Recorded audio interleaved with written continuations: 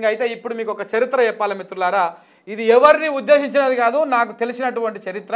ఈ చరిత్రని మీరు ఎవరికి ఆపాదించుకుంటారు, దేనికోసం ఆపాదించుకుంటారు నాకు సంబంధం లేదు. ముందే నేను డిస్క్లైమర్ చెప్తా ఉన్నా. ఇది ఒక చరిత్ర. ఈ చరిత్రని మీరు గుర్తుపెట్టుకోవాలి. అంటే ఇవాళ ఉన్నటువంటి వాళ్ళ బుద్ధి ఎందుకు ఈ విధంగా ఉంది అనేటువంటి దాన్ని నేను ఇంతకుముందు చెప్పినటువంటి సబ్జెక్ట్ అంతా వేరు, ఇప్పుడు చెప్పేటువంటి సబ్జెక్ట్ అంతా వేరు. రెండింటికి మాత్రం లింక్ అస్సలు పెట్టకండి.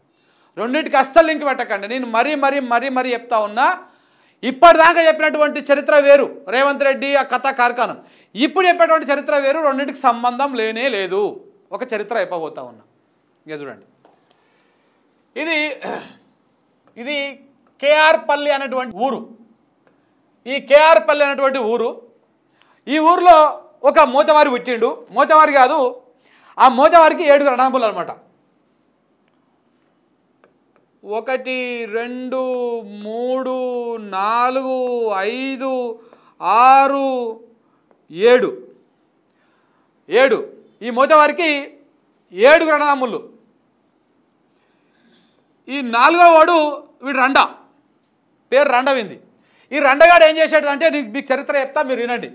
పెద్దవాడు ఒకడు ఉండే, వాడు చనిపోయిండు. అంటే చనిపోయిండు ఈయన. ఈ 2వ ఆయన కూడా చనిపోయిండు. సో 3వ ఆయన బతికే ఉన్నాడు. వీడు మాత్రం రండ, 4వ వాడు. 5వ వాడు వీడు ఇంకొక దందాలు చేసేటువంటి వ్యవహారం చేస్తూ ఉంటాడు. వీడు పెద్దగా ఎక్కడ కనపడాడు, అంటే బయట దేశాల్లో ఉంటాడంట. వీడు ఒక పెట్టుబడి వ్యవహారంతో నడిపిస్తూ ఉంటాడు. ఇక 6వ వాడు వీడు చాలా ముదురు అన్నమాట. ముదురు అంటే ఈ పెట్టుబడి సెటిల్మెంట్లు, ఎక్కడైనా భూమి పంచాయలు ఉంటే ఇట్లాంటివన్నీ చేస్తూ ఉంటాడు ఈ 6వ వాడు. సో ఈ భూముల దందాలు ఇట్లాంటివి చేస్తూ ఉంటాడు. 7వ వాడు అందరికంటే చిన్నోడు, వీడి పేరు కిట్టిగాడు. సో ఇట్లా ఇంతమంది 7 అనమాట ఒకరికి. ఈ కేఆర్పల్లిలో ఉంటారు ఈ 7. ఈ 7 ఉంటే ఈ 4వ వాడు రండ, ఇవాళ కొంచెం మంచి పొజిషన్లో ఉన్నాడు అనమాట. ఈ రండగాని చరిత్ర మీకు ఒకసారి చెప్తా వినండి.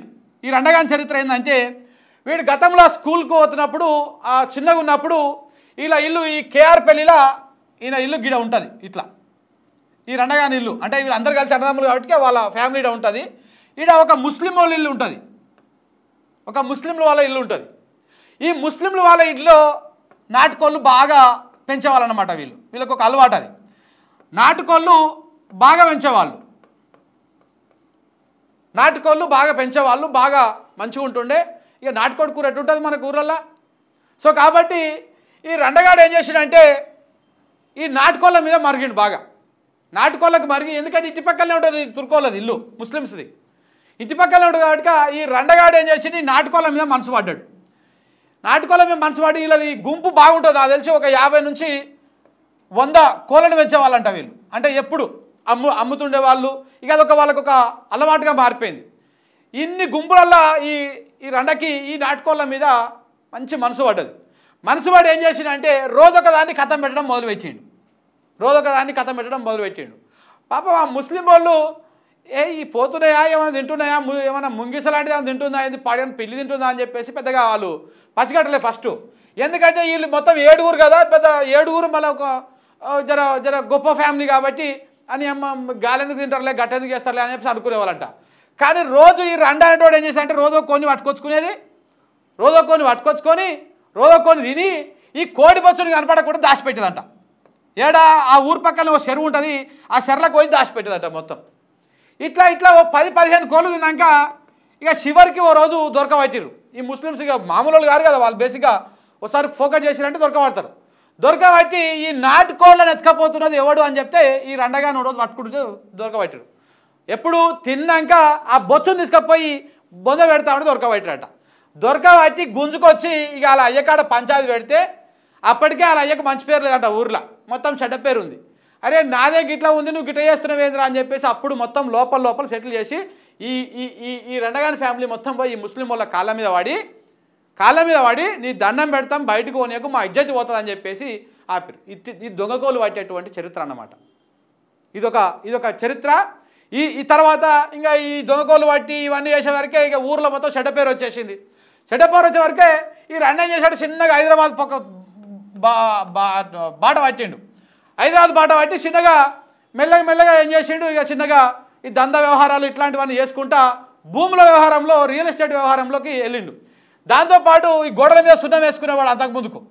సో ఇట్లాంటివన్నీ చేసుకుంటూ చిన్న పరిచయాలు పెంచుకొని చిన్న రాజకీయ నాయకుల పరిచయాలు పెంచుకొని వాళ్ళకి కావాల్సినటువంటి సకల మర్యాదలు హోటల్ బుక్ చేసి వాళ్ళకు ఈ కొంతమందిని పంపించేటువంటి కార్యక్రమం చేసి ఇట్లాంటివన్నీ చేసి మెల్లమెల్లగా రాజకీయ నాయకుల దగ్గరికి అయ్యిండు.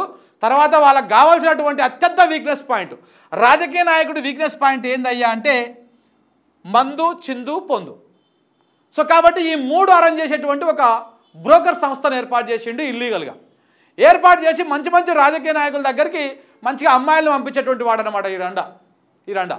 సో ఇట్లా పంపించుకుంటా మెల్లగా ఏమైంది, మంచి పరిచయాలు పెరిగిన తర్వాత ఏమైంది, ఆ కథ చిన్నగా పంపించినటువంటి అమ్మాయిలతో రికార్డులు చేపించి అవి పెట్టుకొని మెల్లగా బ్లాక్ మెయిలింగ్ కూడా దిగడం మొదలుపెట్టిండు.